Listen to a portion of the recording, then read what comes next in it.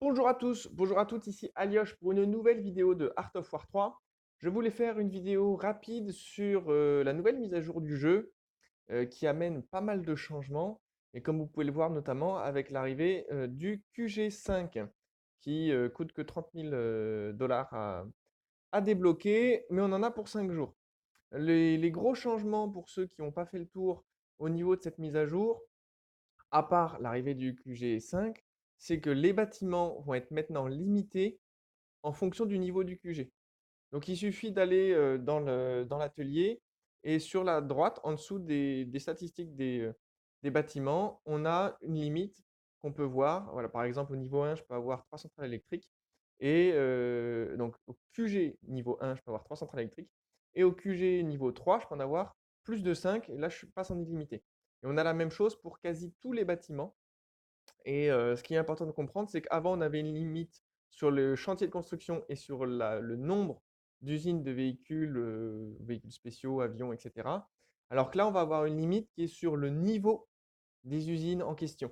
C'est-à-dire que là, aujourd'hui, si je passe QG3, je pourrais avoir qu'une seule usine de véhicules d'assaut niveau 3.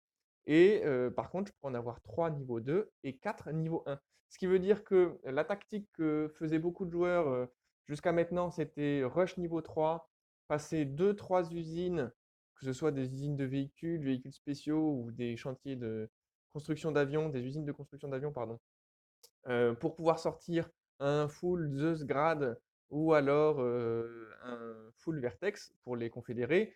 Pour nous, c'était plutôt au niveau de la résistance, c'était plutôt du Jaguar avec Caméléon, Porc-Épic. Hop là. Par contre, ben, on va plus pouvoir faire ça. Alors, ça a un côté positif et un côté négatif. J'aimerais les brosser très rapidement comme ça, et puis ensuite vous montrer un exemple de jeu, voir l'impact que ça va avoir. Pour moi, le plus impactant, c'est bien la limite des niveaux 3, puisque quand on partait sur des niveaux 2, par exemple faire un rush Armadillo ou un rush Hammer pour les confédérés, c'était quand même pas mal de passer en QG niveau 3.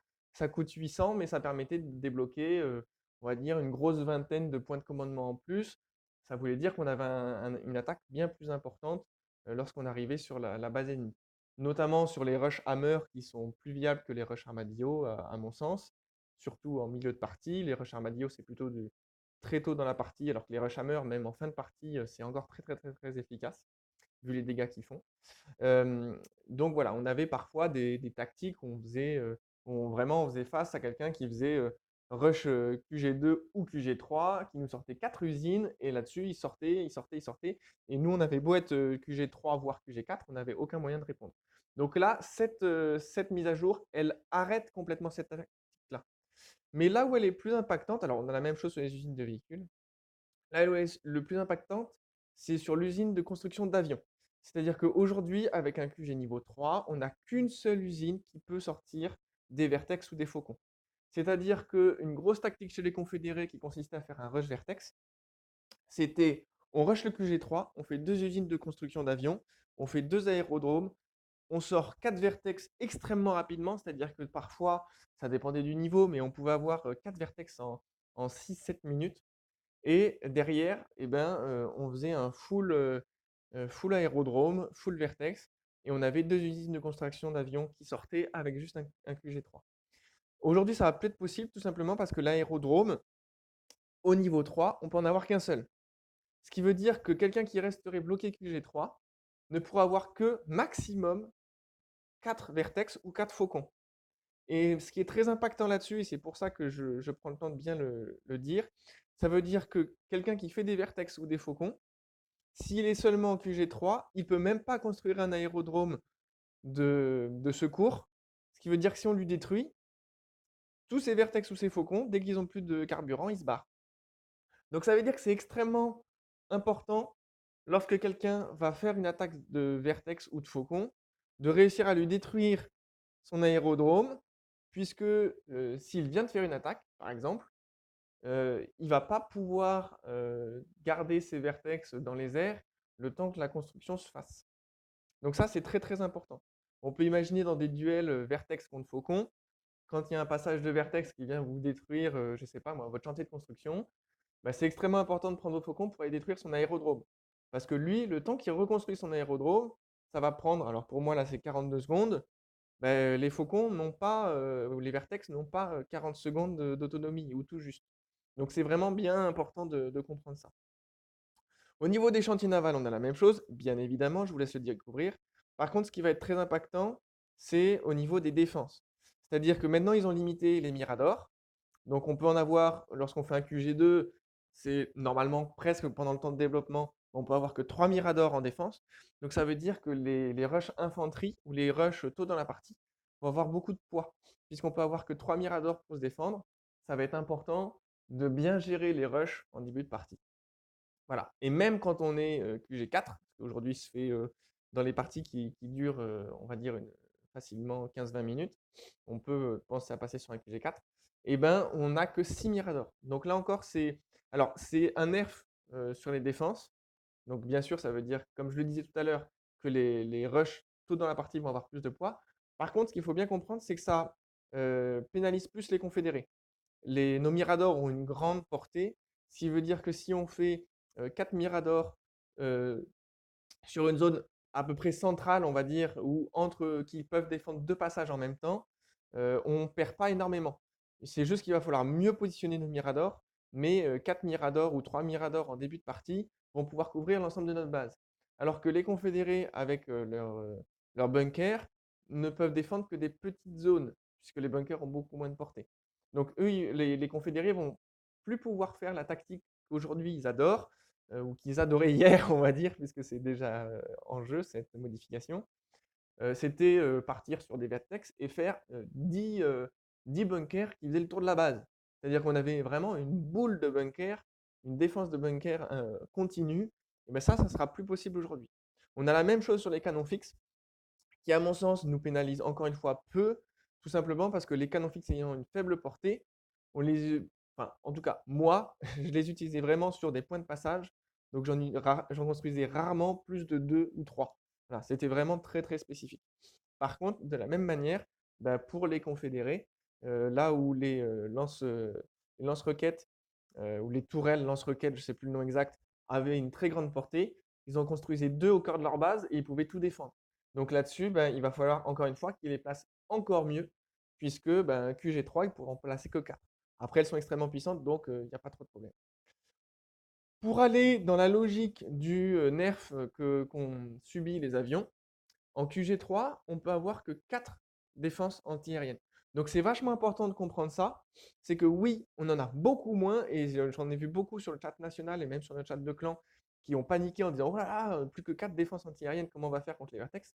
Bah oui, mais réalisez que lorsque vous avez, vous, 4 défenses antiaériennes, en face, lui, tu n'as que 4 Vertex. Ou alors sinon, il va falloir qu'il investisse 1300 dans le QG4. Le QG4 coûte maintenant plus que 1300 au lieu de 1500 pour pouvoir avoir plus d'unités, plus de vertex et donc vous, plus de défense antiaérienne. Alors, est-ce que ça va faire arriver une tactique où en mode on est sur vertex plus cyclone ou faucon plus libellule? Ça, je ne sais pas, puisque la défense antiaérienne devient limitée. Donc, est-ce que les unités tiers 1 aériennes deviennent plus intéressantes? Ça, je ne sais pas. Il va falloir voir au fil du temps. Donc voilà pour dépeindre très très rapidement au niveau des changements qu'on a. C'est vraiment les changements les plus impactants. Après, je sais que le développeur a fait une note de patch, il me semble sur leur page Facebook, donc il faudrait aller voir ça pour aller plus en détail. Et maintenant, j'aimerais vous montrer ce que ça peut donner sur une partie. Donc c'est une partie du tournoi que j'ai fait hier, que j'ai gagné, comme vous pouvez le voir, contre un joueur level 16. Mais vraiment, on sent l'impact du nouveau patch. Et j'aimerais vous montrer notamment, qu'est-ce que ça peut donner dans un jeu d'avoir moins de défense disponible et d'avoir surtout moins de production d'unités disponibles. Moi, mon ressenti au fil de la partie, ça a été qu'on était vraiment sur un jeu qui était plus sur de la micro-gestion, puisque on peut moins faire masse d'armée et y aller YOLO, quoi. Donc c'est vraiment moi mon impression que ça m'a donné. D'ailleurs, je ne l'ai pas dit au début de la partie, mais pendant le temps de développement, merci de poser un like et un commentaire sur cette vidéo si vous avez appris quelque chose. Ça m'aide toujours. Voilà. Donc, juste ce qu'il faut bien comprendre, alors on va vraiment passer vite parce que j'ai pas envie de faire les 20 minutes de combat comme ça non-stop, c'est que on a bien un rush au QG qui est bien important. Donc, on est sur une carte maritime, vous l'avez vu. Donc, j'ai fait un développement classique. pour pouvoir avoir mes deux chantiers, enfin mon chantier naval, pardon, niveau 1, pouvoir sortir mes deux caïmans rapidement. Puisqu'on a énormément de conteneurs qui sont sur l'eau, je rappelle que c'était le tournoi. Et sur ce tournoi-là, à partir de 3 minutes et toutes les 3 minutes, on a des conteneurs qui apparaissent et des conteneurs qui apparaissent sur l'eau aussi. Et je peux voir que mon adversaire, lui, n'est pas parti sur l'eau. Donc, a priori, soit il va me faire des hammers, soit il va me faire des vertex. Donc, c'est bien important pour moi de prendre ça en compte. Moi, je veux partir sur des faucons. C'est pour ça que je viens de finir mon QG3 et que je lance mon usine de construction d'avions. Au niveau de la défense, je pars sur une défense grenadier porc-épic, puisque, encore une fois, mon adversaire peut partir sur des hammers. Je ne sais pas du tout ce qu'il a. Tous mes scouts qui sont partis se sont fait détruire. Donc là, hop, j'ai été un peu greedy. J'ai voulu attraper le conteneur avec le coyote, ce qui fait que je n'ai pas eu l'information, alors qu'à la base, ce coyote, c'était vraiment pour avoir l'information. Donc mon adversaire a fait un mix de hammer avec des unités d'infanterie. Donc ça contre très bien, moi, mon mix grenadier porc-épic. Je suis passé sur des armadillos pour avoir un peu plus de défense. Et je pars sur des jaguars. À côté de ça, je pars sur une usine une usine de bateaux niveau 3 pour pouvoir sortir des sous-marins. Voilà. Alors pourquoi je fais ça? Parce que tout simplement, j'ai vu que mon adversaire passait lui seulement sur un QG3 maintenant. Et donc je sais que je vais avoir l'avantage à ce niveau-là.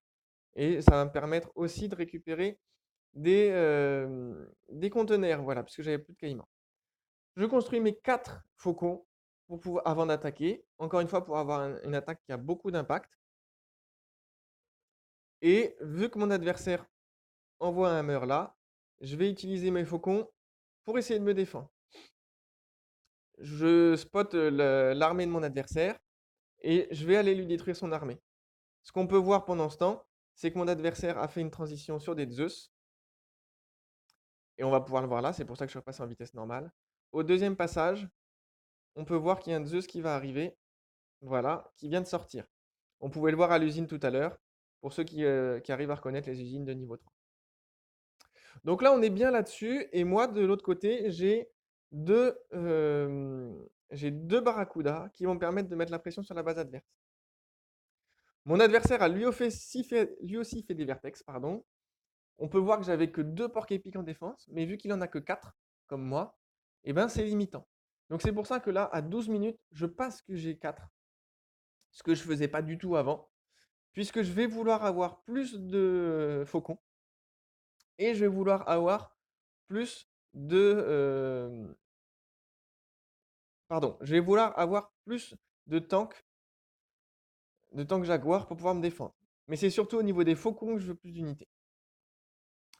Avec mes barracudas, je suis venu mettre la pression un petit peu en bombardant. Il y a un Zeus qui est arrivé, on a vu un passage de vertex. Donc là-dessus, c'est vachement important de défendre ces barracudas. Mais on peut voir que la grosse différence, c'est que même si je suis parti en mode faucon, eh ben, je suis bloqué à une seule usine et à 4 faucons. Donc c'est ce que je vous disais tout à l'heure. Et c'est vraiment la partie qui, à mon sens, est le plus impactant. C'est bien celle-là.